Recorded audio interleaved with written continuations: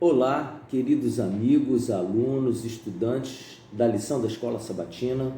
Você é muito bem-vindo aqui hoje, segunda-feira, 14 de setembro de 2020, para estudarmos o seguinte tema: o foco do Apocalipse no tempo do fim. Sim, é parte da lição dessa semana, desse ciclo semanal, e é fundamental para nós porque está abordando a partir de Apocalipse 14, a volta de Jesus, a segunda vinda de Jesus a esta terra. Eu convido você para orarmos.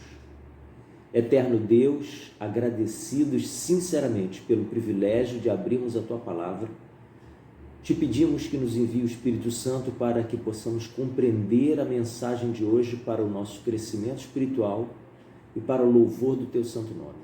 Perdoa-nos, em nome do Teu Filho Jesus oramos. Amém. Muito bem, a lição da Escola Sabatina, o autor escolheu abrir com o seguinte comentário: os evangelhos se concentram principalmente na primeira vinda de Jesus. Eles contam a história do seu nascimento, vida, ministério, morte e ressurreição. Embora falem da segunda vinda, essa não é a sua ênfase principal. Contudo, o foco do livro do Apocalipse é o clímax do conflito dos séculos, entre o bem e o mal, obviamente. Cada uma das profecias principais deste livro termina na gloriosa segunda vinda de nosso Senhor. Aqui você vai ter, a partir da pergunta 3, que diz assim: qual a conclusão semelhante vemos em cada uma dessas passagens? E aqui você tem 4 textos. Em Apocalipse, eu vou começar do último para o primeiro, porque a partir do primeiro vamos navegar em alguns comentários bíblicos para enriquecer o foco do estudo de hoje. Tá? No último texto de Apocalipse 19, de 11 a 18, você vai encontrar praticamente o seguinte resumo com algumas variações de versão de Bíblia. Cristo, na sua segunda vinda, destruirá o mal completamente. É uma profecia bíblica que irá se cumprir quando Jesus vier nos céus. No terceiro texto, você encontra Jesus, o Filho do Homem, faz a colheita na terra. Filho do Homem é uma nomenclatura usada para Jesus, não só aqui na terra, mas enquanto ele esteve aqui e os evangelhos estavam sendo escritos, ele mesmo se referiu a si próprio com este título, mas ele está citado também no livro do Apocalipse, obviamente em rebatimento ao que está nos evangelhos. O segundo texto diz: o mundo é de Deus e do seu Cristo, e ele reinará eternamente. Numa declaração autônoma, cheia de autoridade, poderosa, declarando que há em curso um resgate deste planeta de pecado para que ele seja reintegrado num universo sem mal, sem iniquidade, sem transgressão. E esta obra é única, exclusiva de Deus Pai, Deus Filho e Deus Espírito Santo.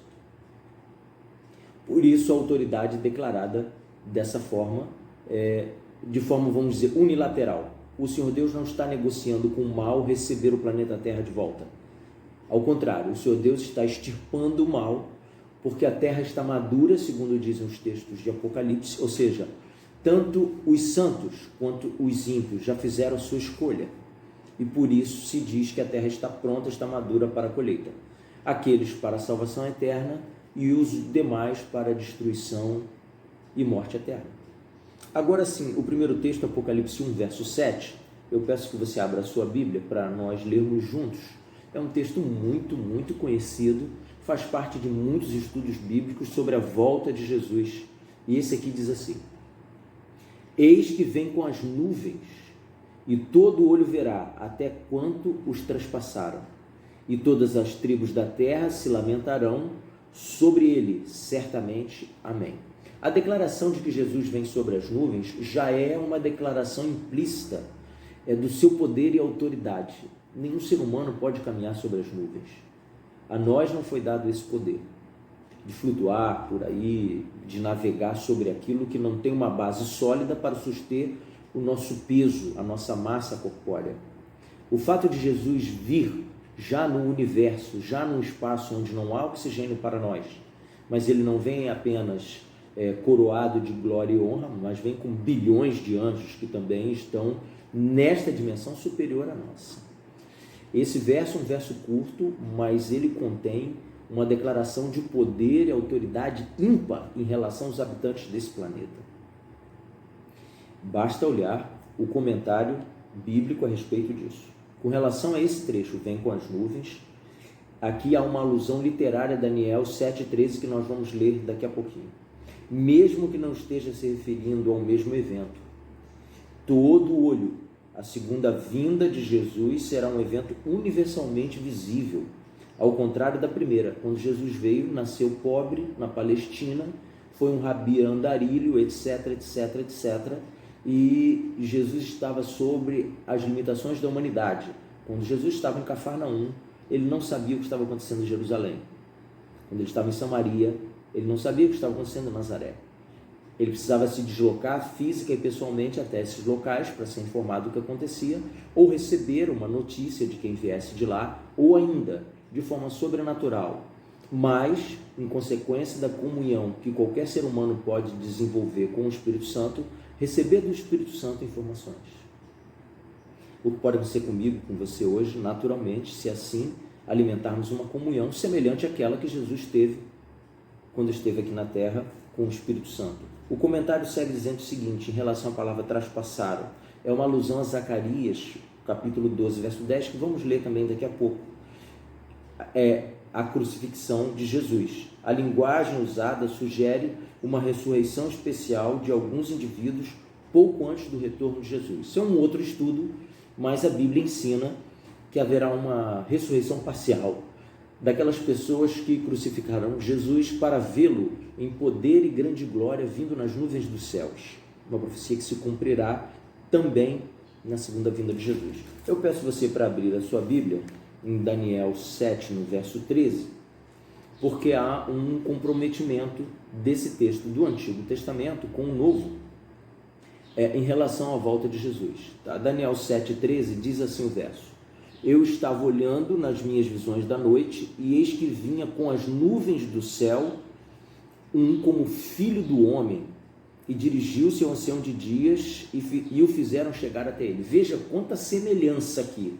Esse livro de Isaías, de Daniel, ele foi escrito aproximadamente no século 6 ou até no século 5, antes de Jesus nascer na terra.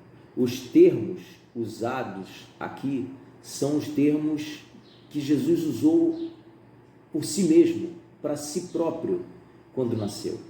E eles estão registrados lá em Apocalipse, como eu e você lemos. O comentário desse verso diz assim: um como filho do homem, alguém semelhante a um ser humano se aproxima do trono de Deus no céu para receber o reino eterno no planeta Terra. Ou seja, Jesus está no simbolismo, no estereótipo da humanidade, porque nasceu aqui como homem, como eu e você, e está nos representando quando chega diante do ancião de dias, que é Deus o Pai.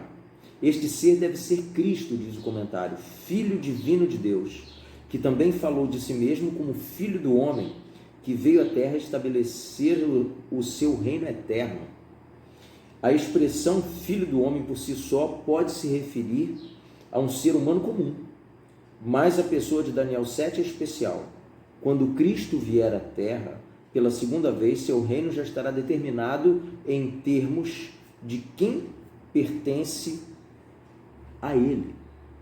Por quê? Porque o juízo já haverá sido encerrado no santuário celestial e Jesus já haverá separado, já haverá feita a separação entre bons e maus, aqueles que aceitaram a sua proposta de salvação e aqueles que não aceitaram.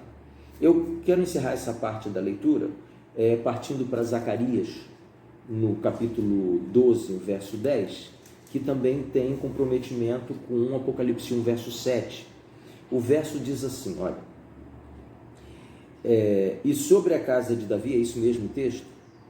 Apocalipse 12, verso 10. Eu li certo?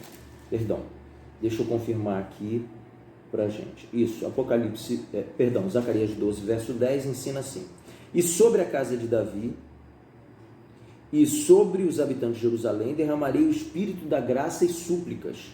Olharão para aquele a quem traspassaram, pranteá-lo-ão como quem pranteia um unigênito, e chorarão por ele como se chora amargamente pelo primogênito. Essa profecia também foi dada em termos aproximadamente 400 anos antes de Jesus nascer. E ela tem esse fundamento de explicar que um grupo de pessoas que voluntariamente escolheram levar Jesus à crucifixão serão ressuscitados de forma especial para observarem que a profecia do Filho de Deus, do Cristo de Deus, estará se cumprindo diante dos seus olhos. Será um momento triste para essas pessoas, mas será um momento para cumprir a palavra profética que estamos estudando hoje. A lição segue na seguinte direção: o cordeiro que foi morto, Apocalipse 5,12, virá outra vez como Rei dos Reis e Senhor dos Senhores. Aquele foi humilhado, subjugado e escorraçado diante da sociedade, até mesmo por ordem das autoridades judaicas da época, ele virá agora com um poder indescritível, autoridade sobrenatural, para conquistar aquilo que por direito é seu a partir do derramamento do seu sangue na cruz do Calvário. E aqui eu quero citar com você 4 eventos ou 4 observações em relação a isso para a nossa meditação de hoje. O cordeiro que foi morto virá outra vez como Rei dos Reis, Senhor dos Senhores. Essa será a posição de Jesus ao voltar na terra. Segundo, ele derrotará todos os inimigos que oprimem e perseguem o seu povo. A nossa promessa de libertação está aqui, em Apocalipse 17, 14. Terceiro, ele livrará seu povo do pesadelo e do pecado e os levará ao lar de glória. A promessa de um dia vivermos com Jesus num reino sem iniquidade e sem maldade está garantida aqui também em Apocalipse capítulo 21. O quarto ponto, o grande conflito entre o bem e o mal enfim terminará. Nós teremos o nosso livre-arbítrio preservado. E eu e você conheceremos a nocividade do mal e a benevolência e o amor do bem. E nós teremos liberdade de escolher pecar novamente. E por uma eternidade. Bilhões de pessoas que experimentaram o pecado escolherão cada manhã a voz de Jesus Cristo, o seu pastor.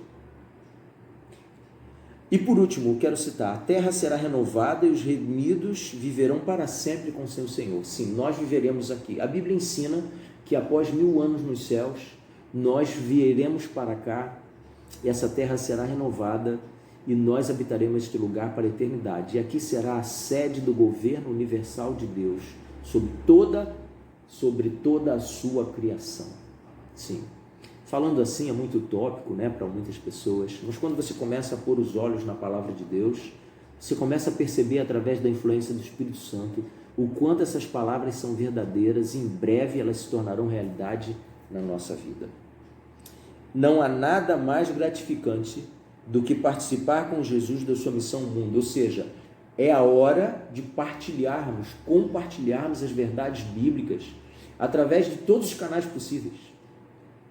Eu e você precisamos aceitar o convite de Jesus de cumprirmos a missão que Ele está nos convidando para fazer. Ou seja, falar da volta iminente de Jesus a esse mundo, a destruição eterna do pecado e uma vida maravilhosa com Deus no mundo onde o mal nunca mais alcançará a criação de Deus. Vou encerrando por aqui, deixando com você o convite diário para você visitar o nosso canal no YouTube, Lições da Bíblia Davi Santos, caso você ainda não tenha visitado, tá bom? Inscreva-se no canal, apoie esse serviço evangelístico, é um convite que eu estou fazendo a você, marque o sino, curta esse vídeo e o principal vai ser sempre essa frase, compartilhe. Se você gostou do estudo bíblico de hoje, com certeza, pessoas que você conhece vão gostar também.